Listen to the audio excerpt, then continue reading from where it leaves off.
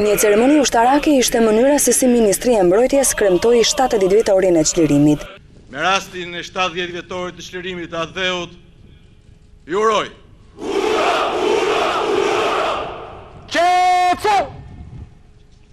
Sërish bashk, presidenti, kryetari i kuvendit dhe kryeministri, bashkë me ambasador, ministra, ushtarak dhe përfaqësues të komuniteteve fetare.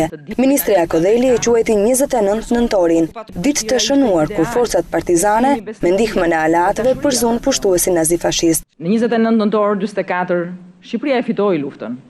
Si gjithë të tjerët dhe ajo humbi paqen e brendshme, paqen e shpirtrave që duhet të kishte qenë frut i parë i kësaj fitoreje.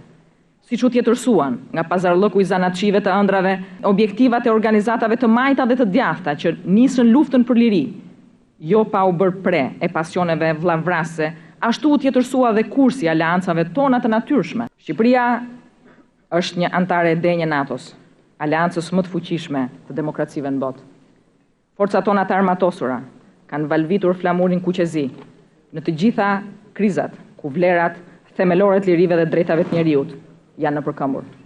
Nga Afganistani në Bosnjë, nga Iraku në Çad, nga Gjeorgjia në Kosovë, ushtarakët tanë, me idealin e lirisë dhe të demokracisë, kanë luftuar për krah aleatëve tanë të natyrshëm për ta bërë botën një vend më të mirë për të jetuar.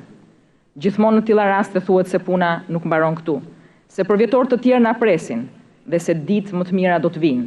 E natyrisht që asgjë nuk mbaron këtu, por varet se si ne të gjithë së bashku do ta bëjmë Shqipërinë një vend më të mirë për fëmijët tanë dhe të ardhmen e kombit tonë. Dhe unë, por ngjall një parull të luftës, pa komplekse nostalgjie dhe as ndrydhje për rënien në një gabim nostalgjik, as ideologjik. Të punojmë për përparimin e Shqipërisë, pa dallim feje, krahine dhe ideje. Ju falemnderit dhe ta gëzojmë për vjetorin e çlirimit. Rrofsh Shqipëria.